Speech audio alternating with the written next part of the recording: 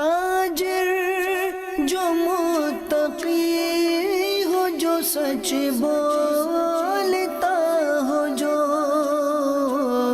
احسان کرے لوگوں پہ، مجھے ایسا بنا دے، احسان کرے لوگوں پہ، مجھے ایسا بنا دے۔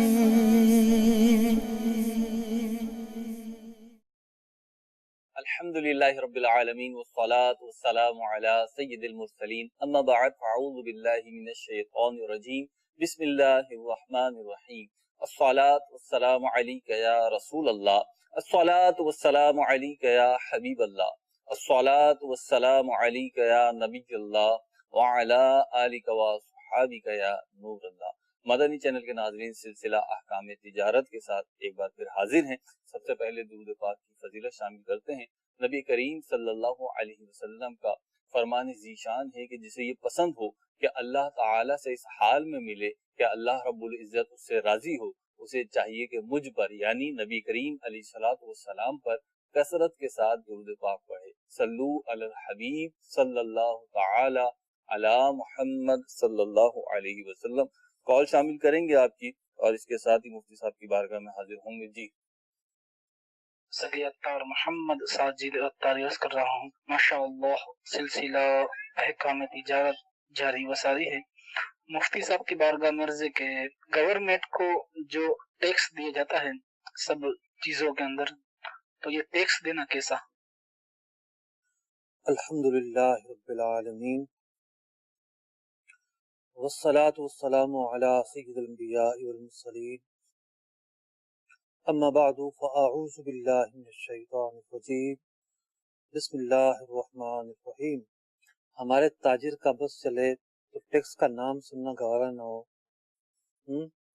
جاتا ہے جتنی تجارت میں ٹیکس کے ذریعے پوچھ گچھ اور پابندیاں اور مختلف قسم کی چیزیں، اب تو انکم ٹیکس پر ٹھیک ٹھاک دباؤ ہے کہ رسیدیں جو ہیں وہ انکم ٹیکس میں جو رجسٹر ہیں ان سے بنوائی جائیں۔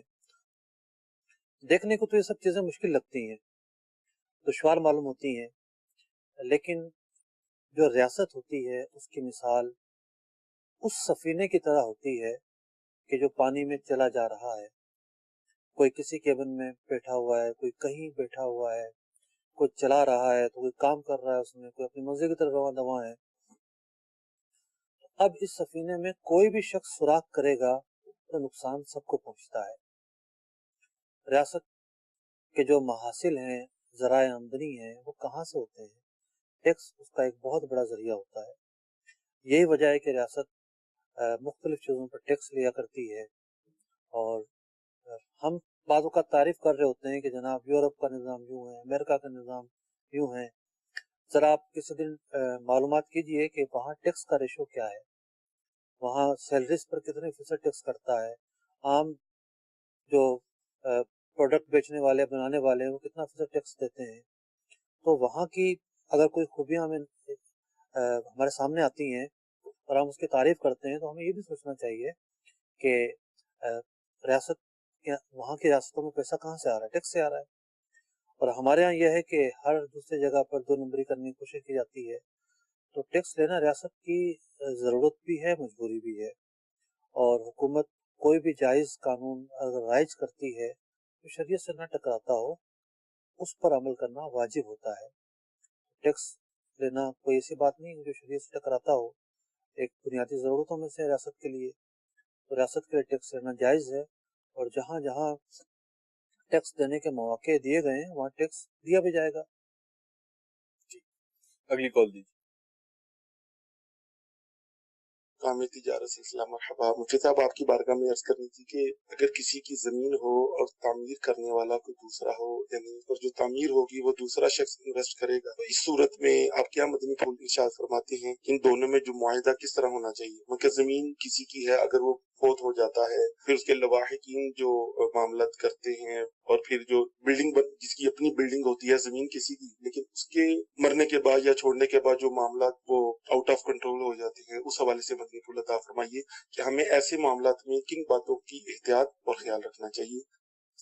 ایسا لگتا ہے کہ ان کے ذہن میں کوئی صورت ہے جو پیش آئی ہوگی ان کے ارد گرد، ان کے قرب و جوار میں، یہ اس کو سامنے رکھتے ہوئے کچھ پوچھنے کی کوشش کر رہے ہیں۔ دیکھیے، انہوں نے کہا کہ جی زمین ہے وہ نام کیسے کروائے، اور وہ تو مر جائے گا، تو جب اتنی بڑی بلڈنگ کھڑی کر رہا ہے تو وہ بھی تو کھڑی کر رہا ہے نا، اگر اس کا انتقال ہو جائے گا تو کیا ہوگا؟ دیکھیے، زمین کے اندر یوں پارٹنرشپ نہیں ہو سکتی کہ ابھی میری زمین آپ بناؤ اور پھر فروخت کریں گے دونوں کی آدھی آدھی۔ اس لیے نہیں ہو سکتی کہ زمین تو پوری اس کی ہے اور جو پلازا بنا رہا ہے پورا اس کا ہے۔ اس کا طریقہ یہ ہے کہ پلازا بنانے والا آدھی زمین خرید لے،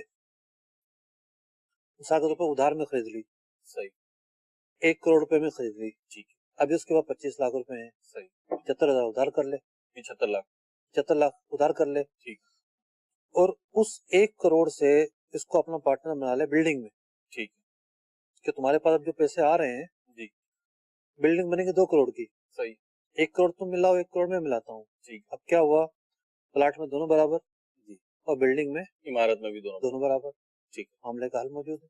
ٹھیک ہے جی، سیدھا حل ہے تو یہ اپنا لیا جائے اور انشاءاللہ اس میں عافیت ہے۔ اگلی کال دیجیے۔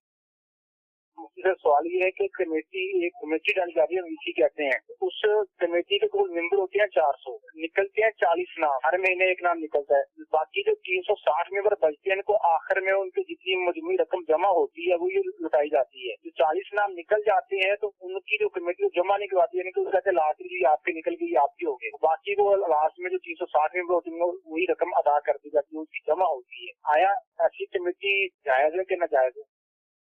ان کے کہنے کا جو مطلب بن رہا ہے وہ یہ بن رہا ہے کہ 40 افراد کو ہر مہینے فارغ کر دیا، جی، باقی بچے 360، جب 40 کو فارغ کر دیا باقی 360 بچے، تو 360 جو افراد ہیں یا تو یہ بھی کنٹینیو رہیں گے، جی، اگر یہ کنٹینیو رہتے ہیں تو اس کا مطلب یہ ہے کہ یہ پیسے اب بڑھتے رہیں گے اور روٹین کے مطابق چلتے رہیں گے، یا عام بی سی کی طرح چلیں گے، یا عام کمیٹی کی طرح چلیں گے۔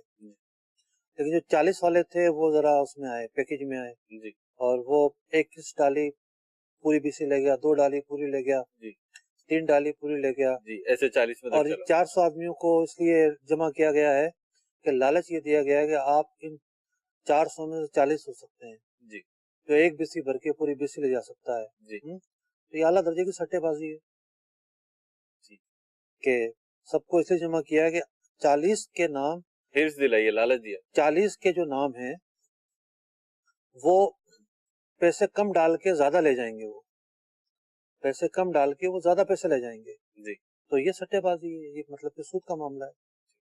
تو مفتی صاحب، اس میں جو جن کو ملی ہے بی سی ان کے بارے میں کیا حکم ہوگا، اور جو آخر میں دے رہا ہوں جنہوں نے کب پیسے دیے اور زیادہ ملے، جی، ان کے لیے استعمال کرنا حلال نہیں ہے، ٹھیک ہے، اور جو اس میں شریک تو ہوئے لیکن انہوں نے اضافی رقم نہیں دی، 40 کے بعد انہیں پوری وہی رقم ملی جو جمع کرائی۔ دیکھیں، حالات ایسے پیدا ہوئے کہ انہیں ان کا نام 40 میں نہیں آیا، ٹھیک، ورنہ تو خواہش تو یہ تھی کہ ہمارا نام 40 میں آئے، بالکل۔ تو اب معاملہ یہ ہے کہ وہ گناہ گار تو ہوں گے کہ وہ ایک ایسی اسکیم میں شامل ہو رہے ہیں جس کی بنیاد سٹہ بازی، جوا اور سود ہے، ایسے کمیٹی ڈالنا جائز نہیں ہے۔ بہرحال ایسی کمیٹی سے بچیے، لکی اسٹائل کمیٹی، اور جو سمجھ میں آیا وہ عرض کر دیا۔ اس سے لکی اسٹائل سے تھوڑا سا جو نا تھوڑا سا ایک پینترا چینج کیا ہے، جی، بہرحال اس سے بچیے اور اللہ تعالیٰ ہمیں عمل کی توفیق عطا فرمائے۔ اگلی کال دیجیے۔ حضور مفتی صاحب کی بارگاہ میں ایک موبائل کی شاپ ہے میری، اور ایک بندہ آتا ہے، وہ کہتا ہے یہ سیٹ رکھ لو میرا اور مجھے 2500 روپیہ دے دو، اور بعد میں میں آپ سے 500 روپیہ آپ کو نفع دے کے لے جاؤں گا، کیا اس طرح کرنا جائز ہے؟ ٹھیک ہے جی، خرید و فروخت کے مقاصد ہوتے ہیں۔ خرید و فروخت کا ایک مقصد ہوتا ہے کہ بیچنے والا اور خریدنے والا بری ذمہ ہو جائیں، اس لیے خرید و فروخت نہیں کی جاتی کہ تھوڑے وقت کے لیے لے لو پھر میں واپس لے لوں گا، یہ رہن کی سی صورت ہے، ٹھیک ہے، कि रहन रखवा के पैसे लेकर गया है जी। और बाद में आके उसको नफा दे रहा है जी। और इसीलिए ये उस मोबाइल को संभाल के रखेंगे, किसी और को नहीं बेचे। किसी और को नहीं बेच सकते। तो ये जो सूरत है इसकी जो भी तोजी करेंगे, ठीक है। बहरहाल तमाम के तमाम जो तोजी हैं वो अदम जवाज ही पर मुश्तमिल होंगी और ऐसी जो तोजी करना है, यानी ये जो इस तरह की जो स्कीम है ये जायज नहीं है। ठीक है, अगली कॉल दीजिए। मुफ्ती साहब की बारगाह में सवाल अर्ज है कि ये जो राब्ती का काम किया जाता है ज़मीन की खरीद फरोख्त का, इस हवाले से ये मालूमात लेनी थी कि अगर कोई प्लाट खरीदा और उसकी मिसाल के तौर पे रकम तय हुई कि 20 लाख रुपया, हम उसमें से 10 लाख रुपया अदायगी कर दी और बाकी जो है ये 6 माह तक जो है इसकी अदायगी का सिलसिला होगा। अब ये 6 माह से पहले जिसने 10 लाख रुपया दे के वो जायदाद जो है वो प्रॉपर्टी अपने नाम लगवाई है, वो दूसरे फरीक को जिसे जमीन ली है उसको अदायगी करने से पहले कोई अच्छा कस्टमर मिल जाता है जो ज्यादा रकम दे रहा होता है, क्या वो प्लाट वगैरह जो फरोख्त कर सकता है? ठीक है, देखें यहाँ पर बात सिर्फ हाँ और ना में नहीं है, मसले की बहुत सारे जहतें हैं। एक जहत तो ये है कि एक शख्स के पास सिर्फ बयाना होता है, ठीक, बयाना जेब में रख के घूम रहा है 5 लाख रुपए और 1 करोड़ का सौदा कर रहा है, ठीक, आगे पेमेंट है ही नहीं उसके पास, इस उम्मीद पर कि दूसरी पार्टी ढूंढ लूंगा, 4 महीने का मैंने टाइम लिया है, सही, मैं निकल जाऊंगा बीच से नफा लेके, वो पार्टी और ये पार्टी डायरेक्ट हो जाएगी। ठीक है, दूसरी पार्टी नहीं मिलती, दूसरी पार्टी आती है, सौदा खराब होता है, वापस चली जाती है, इसको तो पैसे देने ही है जी। तो जब इसके पास पैसे है ही नहीं देने के लिए, तो जो मार्केट का दस्तूर है कि वो फिर पैसे जब्त कर लेते हैं, या सौदा इसका होना ही खराब है, ठीक, तो पैसे नहीं है तो खराब होना है, ठीक, तो ब्रोकर लोग इस तरह का काम ज्यादा करते हैं, ठीक, और इन्हीं लोगों की वजह से तेजी ज्यादा आती है। ठीक, यानी रियल जब इन्वेस्टर या जो वाकई इन्वेस्ट करना चाहता है जी, वो मार्केट में आता है तो इतनी तेजी नहीं आती। ठीक, अब जिनके पास पैसा नहीं है वो भी बीच में आ रहे हैं, सही, इसके और साइड इफेक्ट भी मार्केट में पहुंचते हैं। ठीक, एक तो सूरत ये है कि एक रिस्क अपने सामने लेकर एक गेम कर रहा है जी, इस तरह का रिस्क उठाने की इजाजत कैसे दी जा सकती है? ठीक है, दूसरी जिसमें बात पैसे ये भी है, जब्त हो जाएंगे, पैसे भी जब्त होते हैं ना, मसला तो यही है। ठीक, दूसरी बात ये है कि बयाने पर कोई चीज खरीद ली, ठीक है, खरीदने के बाद अब कब्जा देने का भी एक मरहला आता है। जी, अब मामला ये है कि जो मकान है, दुकान है, उनके कब्जे तो मिले नहीं होते, जी, और फुल उनके पेमेंट कब्जों नहीं के मिलेगी, अंदर ठीक ठाक जो है ना वो तनाजे होते हैं। ठीक, तो अगरचे के फुकहा प्रॉपर्टी के हवाले से जो कवायद बयान फरमाते हैं कब्जे के, कदरे आसान है, ठीक, लेकिन जो मकान और दुकान के मामलात हैं वो बड़े टफ हैं। इसके अंदर कब्जा ना दिया जाए तो झगड़े होते हैं, ठीक, तो यहाँ ये कब्जा देगा कैसे? सही, इसने जब आगे बेचा है अपना कब्जा कैसे लेगा ये? ठीक, कि इसने तो पैसे पूरे नहीं दिए हैं, पूरे पैसे नहीं दिए तो कब्जा भी नहीं देगा इसको। ठीक,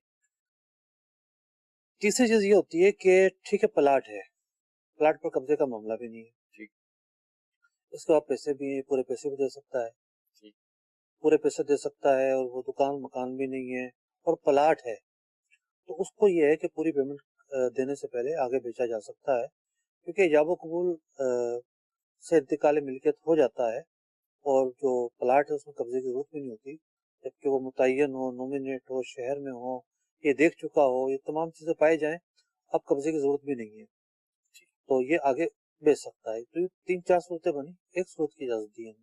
ठीक, अगली कॉल दीजिए। मेरा ये सवाल है कि जो सुनारे होते हैं एक फ्लेवर बनाते हैं जो कंज्यूमर को जो है ना सुनारा बना के देता है, उस वक्त जो है ना वो अलहदा यानी कि रंगाई का माशे वगैरह लेता है, जब उसको बेचने जाओ तो उसमें उसी में से वो काट कर लेता है 2.5 माशे, इसके बाद हमारा तरी मसला को बता दें। यानी बेचते हैं वो काट शामिल लगता है, जो टांके लगते हैं जी, पीतल तांबे के लगते होंगे। दो चीजें होती हैं, टाका होता है या वेस्टेज होती है, दोनों चीजें राइज है हमारी। बाज जेवरात में टाका इन्होंने होता वेस्टेज को नाम ही नहीं लिया, है, वेस्टेज का नाम नहीं लिया। देखिए टांका और मोती हो गए, जी, ठीक है ना, बेचते हुए उसका तोल सोने के हिसाब से करते जी, हैं, सोने के साथ, ठीक है, और खरीदते हुए उसको काटते हैं, जी, माइनस कर, माइनस करके करते हैं। जी, हाँ तो ठीक है, जब वो बता रहा है कि इसमें इस सोने के जेवर में टांके भी लगे हुए हैं, और ये टांके मैं सोने के साथ वजन करूंगा, वही रेट लूंगा, वो बताकर बेच रहा है तो इसकी गुंजाइश है, इसका जवाज है, कोई इसमें हर्ज नहीं है। और अगर वो खरीदते हुए उनको अलग करता है तब भी चूंकि मुआहदा ये हो रहा है कि जनाब ये शामिल नहीं होंगे, लेकिन एक बात ये है कि वो मोती जो अलग कर रहा है जी, उसका वजन कैसे करेगा? दो तरीके होते हैं सर इसके। एक तो ये कि जिससे खरीदा उसी को बेचा है, तो उसने स्लिप बना के दी होती है, उसमें मेंशन किया होता है, बाज़-औक़ात हर कोई नहीं करता लेकिन बाज़-औक़ात मेंशन करते हैं कि इसमें इतने नगीने हैं, और उसका तरीकाकार होता है वजन कितना होता है? जी, बनवाते हुए उन नगीनों का वेट अलग से कर लिया जाता है लगाने से पहले, तो वो वेट निकल आता है, तो वो स्लिप में लिख देता है। उसी दुकानदार के पास जब वापस जाते हैं तो वो बिल्कुल कंप्लीट एब्सोल्युटली राइट जो वेट होता है उसका वही रखता है और वो माइनस करता है। दूसरा तरीका ये होता है कि अंदाजे से माइनस कर रहे होते हैं। अब जब अंदाजे से माइनस कर रहे होते हैं तो जाहिर सी बात है दुकानदार खरीद रहा है तो वो तो यही चाहेगा कि मुझे फायदा हो, और वो इतना एहतियातन के लें या ज्यादा के लें, वो ज्यादा ही वेट रखता है अपने हिसाब से कि कम से कम इतने तो होंगे, इससे कम तो नहीं हो सकते, तो फिर वो अंदाजे से काटता है। और जो टांका है, टांके का भी यही अंदाजे से होता है। दोनों सूरतें होती हैं, या तो वो वेट बताएगा कि इतना लगा हुआ है, अच्छा टांके में पर्टिकुलर वेट जो है वो नहीं आ सकता कि कंप्लीट बता दें कि इतना ही लगा है, मिलीग्राम्स में बता दें, ये तकरीबन नामुमकिन सी बात है, अलबत्ता उसके आसपास होता है। जैसे मिसाल के तौर पर आधे तोले का जेवर है, तो ये तो मारूफ होगा ना कि इस आधे तोले के जेवर में इतनी मिकदार टांके की होती है, इससे ज्यादा नहीं होती। तो एक तो मारूफ ये है ना कि मार्केट में जो ईमानदार अफराद हैं, दयानतदारी के साथ काम करते हैं, वो कितना लगाते हैं, सही, वो एक तो उर्फ वो है, दूसरा एक मार्केट है। अब मार्केट में जो बेटा है कमाने के लिए, नहीं उसको देखा जाए, जब वो कटौती कर रहा है अंदाजे से, जी तो अंदाजे से कटौती करने के लिए तो कहीं ना कहीं का तो उर्फ देखा जी, जाएगा। वो मार्केट का उर्फ होता है, उसी के हिसाब से हाँ, तो अगर वो मार्केट का उर्फ से ज्यादा नहीं लगाता, जी। उस उर्फ के मुताबिक ही उसको बोलता है कि अंदाजन इतने टांके होंगे, और वो राजी भी हो जाता है, ठीक है जी। इतने के होंगे, उसको बता दे कि भी कम ज्यादा भी हो सकते हैं, वो बिल्कुल वो नहीं है, तो वजन नहीं किया गया उसका, तो बता भी दे ये बात, तो मैं समझता हूँ कि इसकी गुंजाइश होनी चाहिए। तो सब यहाँ पे मैं चाहूंगा थोड़ा सा इसको डिस्कस कर लूं कि बिलखुसूस सुनारों के हवाले से, ज्वेलर्स हो गए, गोल्ड स्मिथ हो गए, इस कम्युनिटी के हवाले से ये बड़ा तासुर है कि जब खरीदने जाओ तो बहुत महंगा देते हैं, जब बेचने जाओ तो बहुत सस्ता खरीदते हैं। यहाँ पे मैं ये बयान करूंगा कि मतलब किसी भी मार्केट में आप किसी भी चीज को खरीदने और बेचने की जब रेट लेंगे तो उसमें बहरहाल फर्क होता है, वजूहात चाहे कुछ भी हो। इवन आप मोबाइल फोन खरीदें, 1 लाख रुपए का मोबाइल फोन खरीदें और उसकी सिर्फ पैकिंग खोल लें आप, तो 5-10 हजार तो पैकिंग खोलने में उसके गिर जाएंगे। देखें ये आप सुनारों को तो बाकियों से ना मिलाओ, क्योंकि सोना तो एक ऐसी चीज है, इसका रेट बढ़ता ही है, कम नहीं होता। ठीक है, डब्बे से मोबाइल खोल लो तो उसकी कीमत आधी हो जाती है, ठीक है, सोने का मामला हो जाए। असल में लोगों को समझदारी का मुजाहरा करना चाहिए कि जब वो सोना और जेवरात खरीदें, ऐसे डिजाइन पसंद ना करें कि जो मोतियों से जड़े हुए हों। ठीक है, पता है कि जब वापस बेचने जाएंगे तो ये सारे के सारे मोती कम कम होंगे, ठीक है, ऐसे पसंद करें जिसमें कम से कम नुकसान का अंदेशा कम से हो। कम नुकसान का अंदेशा हो। ठीक है जी, अगली कॉल दीजिए। मेरा सिलसिला काम तिजारत में सवाल ये है कि एक वेबसाइट है वो एफिलिएट मार्केटिंग करवाती है, उसका मतलब ये है कि वो अपने लोगों को एक मखसूस लिंक देती है अपनी प्रोडक्ट्स का। अब वो लिंक लोग अगर प्रमोट करेंगे दूसरे लोगों को, तो जो कोई भी उस लिंक पे क्लिक करके उनकी वेबसाइट पे जाके जो लिंक देती है खरीदेगा प्रोडक्ट, तो उसको कमीशन मिलेगा जो प्रमोट करेगा, ये तय होता है कमीशन। तो क्या ये जायज होगा इस तरह बेचना? अब अगर इसको देखा जाए, जो ये पूछ रहे हैं कि कंपनी ने एक लिंक दिया कि जनाब इस लिंक से जो कस्टमर आएगा हम आपको उसके कमीशन देंगे और वो आके खरीदारी भी करे, सूरत तो बहुत साफ है, क्लियर है। अब देखा जाएगा कि ये लिंक दूसरे को किस तरह ट्रांसफर करते हैं, उसके लिए अगर ये कोशिश, मेहनत और भाग दौड़ धूप करते हैं तो इसकी वजह से जो कस्टमर उनके पास गया है कंपनी के पास, उसका मुआवजा लेने के मुस्तहिक बनेंगे। अगली कॉल दीजिए। कासिम अत्तारी अर्ज कर रहा हूँ मस्कत के शहर ओमान से। अहकाम तिजारत सिलसिला में मुफ्ती साहब की बारगाह में मेरा सवाल ये है कि जो इन्वेस्टमेंट की होती है यानी मुदारबत में, उस पर ज़कात का क्या हुक्म है? जज़ाकल्लाह खैर। अस्सलाम वालेकुम वरहमतुल्लाहि। वालेकुम सलाम वरहमतुल्लाहि वबरकातुहू। इन्वेस्टमेंट पर ज़कात, जी, देखिए ज़कात होती है मखसूस चीजों पर, हर चीज पर ज़कात नहीं होती। ठीक है। अब मिसाल के तौर पर इन्होंने दूसरे को पैसे दिए, अब इस पैसे, सारे पैसों से माल खरीद लिया गया, ठीक है। तो जो चीज तब्दील हुई, पैसा तब्दील हुआ माल में, ठीक है। और वो है माल तिजारत। सही है। ज़कात का दिन आएगा तो सारे पे ज़कात बनेगी। ठीक है। इन्होंने इन्वेस्टमेंट दी किसी आदमी को कि भाई ठीक है, हम दोनों मिलके कारोबार कोई जगह खोलते हैं, ठीक है। वहां बैठ के रियल एस्टेट का काम करेंगे। ठीक है। तो उसने फर्नीचर बनाया और अपना दुकान का डेकोरेशन खड़ा किया, ठीक। तो पैसे, आधे पैसे तो इसमें चले गए। ठीक है। जब ये पैसा जो आधा था वो फर्नीचर में तब्दील हुआ, जी। अब इस पर ज़कात नहीं है। ठीक है। तो देखा ही जाएगा कि इन्वेस्टमेंट के जरिए पैसा किस पाइपलाइन में है। ठीक है। माल तिजारत, इससे जो खरीदा गया है वो ज़कात फर्ज होने के दिन उस पर ज़कात फर्ज होगी। इसी तरीके से अगर वो मिसाल के तौर पर कहीं ज़र ज़मानत के तौर पर दुकान ही किराए पर ली है, उसके एडवांस के तौर पर दे दिया है, तब भी पैसा मौजूद है, पैसे की शक्ल में मौजूद है। ज़कात फर्ज होती है सोने पर, चांदी पर, करेंसी पर, प्राइस बॉन्ड पर, माल तिजारत पर, और कुछ जानवर हैं उन पे भी मुख्तलिफ अक़साम उनकी और तफसील है उन पर। तो देखा जाएगा कि ये जो पैसा है किस फार्म में मौजूद है। ठीक है। अगर ये काबिले ज़कात अमवाल की सूरत में मौजूद है, ठीक, तो ज़कात होगी, वरना नहीं होगी। वरना नहीं होगी। मतलब यहाँ पे ये कि मुदारबत कर रहे हैं ये, यानी दो अफराद हैं, तो एक ने इन्वेस्टमेंट की है, तो अब ये ज़कात बनती है, जो आपने फरमाया कि अगर माले ज़कात की सूरत में है तो ज़कात बनेगी, वरना नहीं बनेगी। ये ज़कात अदा कौन करेगा? कंपनी तो अदा नहीं करेगी। ठीक है। तो जो मालिक है वही, हाँ, जिसकी मिल्कियत साबित हो रही है वो अदा करेगा। ठीक है। अगली कॉल दीजिए। अच्छा, कुछ मिल्कियत उसकी भी साबित हो सकती है, जो दूसरी, वर्कर है ठीक, उसकी भी साबित हो सकती है। मिसाल के तौर पर उसने अपना नफा नहीं लिया, उसने अपना ठीक, नफा अभी कारोबार में शामिल है, सही, तो उस नफे की मालियत निकाली जाएगी। ठीक, यानी मुतलकन ऐसा नहीं कि कंपनी पर ज़कात हो सारी। ठीक है। अगली कॉल दीजिए। मुफ्ती साहब से मेरा सवाल ये है कि अगर एक ही घर के अंदर 3 भाई हों, एक इस्लामी भाई जो है उस पे कर्ज ना हो, 2 पे कर्ज है, तो वो घर के अंदर अगर इकट्ठे हो तो वो जिस पे कर्ज नहीं है वो उम्रे में जा सकते हैं या किसी को भिजवा सकते हैं, या पहले अपने घर का कर्ज उतारेंगे? इसके बारे में आप शरई रहनुमाई फरमा दें। ठीक है। देखें, हर इंसान ने अपनी ज़ात के ताल्लुक से जवाबदेह होना है, और बहुत सारी चीज़ें ऐसी हैं जो तरगीब की हद तक तो होती हैं, लेकिन जब ये देखा जाए कि करना जायज़ है या नहीं नाजायज़ है, तो फिर उनका जुदागाना हुक्म होता है। कर्ज आप पर नहीं है, आप खुद उम्रे पे जाना चाहते हैं, जा सकते हैं बिलाशुबा, किसी और को भेजना चाहते हैं उसको भी भेज सकते हैं, ये जायज़ है, ऐसा करने में कोई मुज़ायका नहीं है। लेकिन अगर आप ये समझते हैं और ये जहन बनाते हैं कि मैं उम्रे पर जाऊंगा, वाक़अतन मुझे रूहानी एतबार से भी लुत्फ आएगा, दुनियावी एतबार से भी, ज़िम्नन ये होता है कि हवा चेंज हो जाती है, मेरे 100 फायदे उम्रे पे जाने के, लेकिन मैं अपने भाइयों का कर्ज पहले उतार दूं, इनकी मदद कर दूं, तो ये समझें कि उम्रे पे जाने से भी बड़ा सवाब का काम है, इसमें कोई शक व शुबा नहीं है। हर जगह हालात एक जैसे नहीं होते। बाज़ औक़ात ऐसा होता है कि बंदा सोचता है कि ये भाई हर दफ़ा मक़रूज़ रहते हैं, बिल्कुल कमाते खाते ही नहीं है, या काम करने का सलीका ही नहीं है इनको आसरा होता है कि जनाब हमें हमारा भाई पूरा कर देगा, तो ये हर दफ़ा धोखे का शिकार होकर आ जाते हैं और हर दफ़ा मक़रूज़ हो जाते हैं।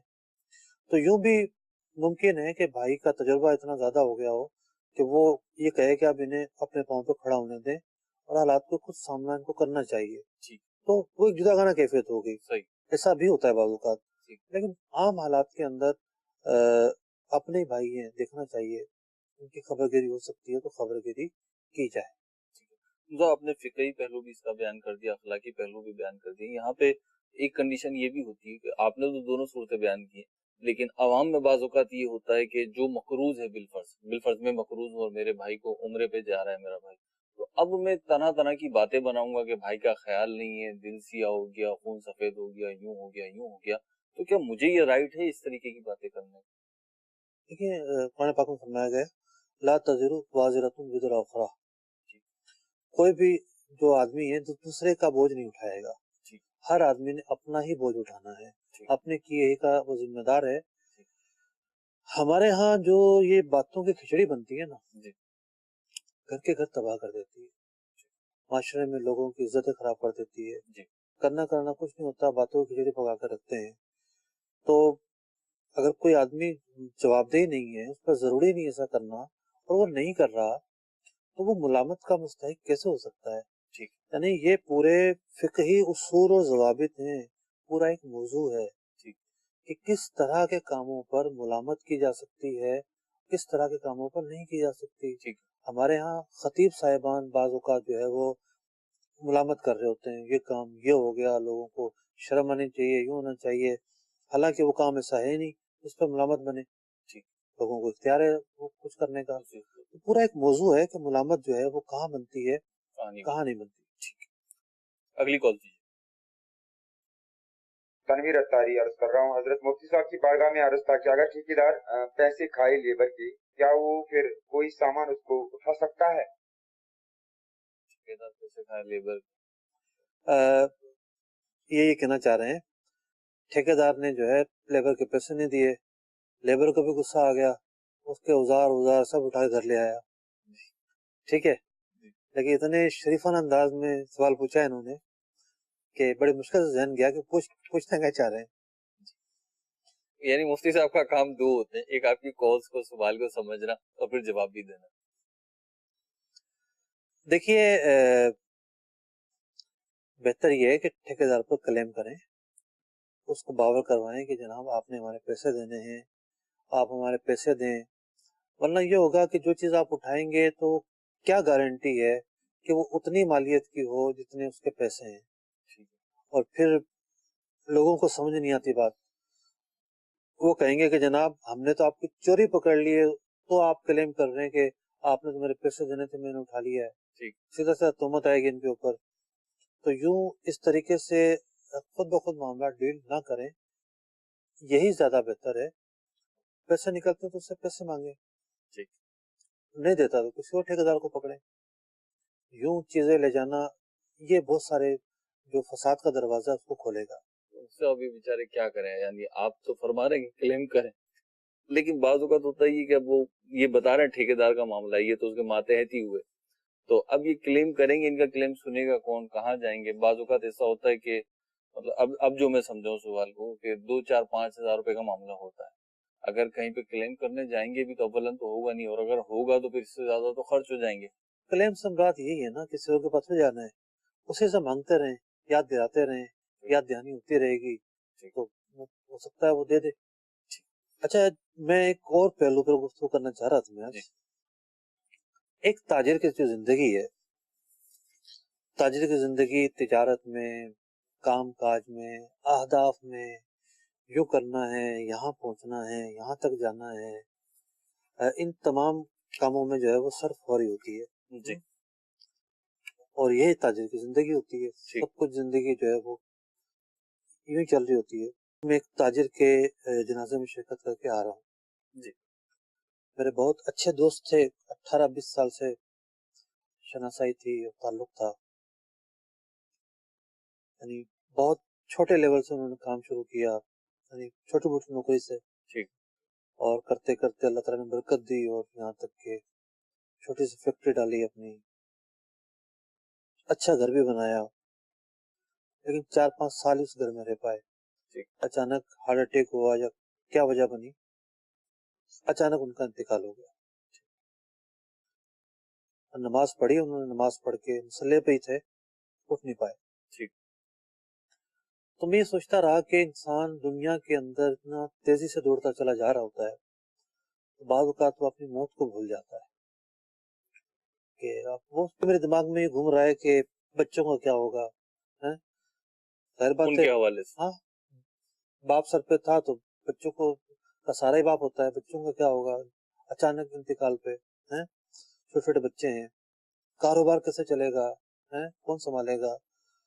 تو بعض اوقات ہم حلال و حرام کے درمیان ایسے رکاوٹیں کھڑی کر کے پیچھے بھاگ رہے ہوتے ہیں کہ جناب یہ کام کیسے کریں، مشکل ہو جائے گا اور یوں ہو جائے گا.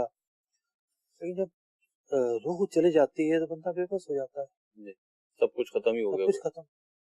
सारे अहदाफ खत्म, सारे मंसूबे खत्म, सारे जो है वो जितने गोल्स सेट किए होते हैं सारे खत्म। मतलब मौत का जब फरिश्ता आता है, रूह जब वो कब्ज करता है तो धरा का धरा रह जाता और है। यूं अचानक मौत, अचानक मौत कभी मतलब अचानक मौत असल में याद दिलाती है, उस भूल जाने वाली चीज को याद दिलाती है जो हादिस तैयबा में हमारे लिए बार बार बयान की गई। मौत किसी भी वक्त आ सकती है। यानी इंसान जो है वो ये सोच के बैठा होता है कि मेरा बुढ़ापा इस तरीके से गुजरे, जी मैं जिंदगी को यूं लेके चलूं प्लानिंग के साथ, लेकिन उसे थोड़ी पता होता है कि उसका बुढ़ापा भी आएगा या नहीं आएगा। बिल्कुल 40-45 साल उम्र, तो अल्लाह ताला उनकी मग़फ़िरत करे, आमीन। उन पे अपने रहमतों की बारिश नाज़िल फरमाए और लवाहिकीन को भी सब्र जमील अता फरमाए। तो मतलब एक ताजिर के लिए ये सीखने की चीजें हैं कि उसकी सारी जिंदगी का एक बड़ा हिस्सा इबरत मतलब उसमें जा रहा होता है, मतलब कि दौड़ने में भागने में माशी मसरूफियात में जा रहा होता है। वो बाज़ औक़ात नमाज़ें नहीं पढ़ पाता, वो बाज़ औक़ात जो है वो बच्चों को टाइम नहीं दे पाता, दीन का काम नहीं कर पाता, नेकियां नहीं कर पाता, लेकिन मौत ने जब आना है तो सब कुछ धरा का धरा रह जाएगा। अल्लाह पाक सबके साथ आसानियां फरमाए, आमीन, खैर फरमाए। दावत इस्लामी का जो हमारा एक तंजीमी तरीक़ाकार है, इसको अगर हम देखें तो ये सिलसिला भी दावत इस्लामी की एक बरकतों में से कि मदनी चैनल दावत इस्लामी का शोबा और मदनी चैनल पे आप ये सिलसिला देख रहे हैं और ताजिरों को जहाँ शरई हवाले से कुरान और हदीस की रोशनी में हलाल हराम जायज नाजायज के पहलू मुफ्ती साहब बयान फरमाते हैं। अच्छा, एक और पहलू मैं अर्ज करूं जी, ये तो मैंने एक जनरली पहलू बयान किया ना, लेकिन एक अच्छा ताजिर जी उसका एक अलग पहलू आज नजर आया मुझे। जी मतलब एक आम ताजिर था ना, कोई मतलब कि कोई मशहूरी नहीं थी, नहीं थी, जितना बड़ा जनाजा हुआ, जितने तबके के लोग आए, ये क्या था कि मिलनसार तबीयत के मालिक थे, आजी थी और हर जबान पे तारीफ। हाँ, आजी थी। मस्जिद के इमाम साहब जो बयान कर रहे थे जी जी जहाँ जनाजा था कि भाई हमारी मस्जिद की कमेटी के रुकन भी थे जी, तो आजी और मुनकसर मिजाज, तो ये जो उनका एटीट्यूड था ये उसका नतीजा था कि इतना जम्मे गफीर जनाजे के लिए मौजूद था। तो दावत इस्लामी के मदनी माहौल के आप करीब आएंगे तो आपको हलाल और हराम और जायज नाजायज के पहलू भी पता चलेंगे और इसके साथ साथ कब्र आखिरत की फिक्र भी मिलेगी। अल्लाह ताला हमें एक अच्छा ताजिर बनने की तौफीक अता फरमाए जो हम में से तिजारत करते हैं। सल्लु अलल हबीब सल्लल्लाहु ताला अला मुहम्मद सल्लल्लाहु अलैहि वसल्लम। ताजिर जो मुत्तकी हो, जो सच बोलता हो, जो एहसान करे लोगों पे, मुझे ऐसा बना दे एहसान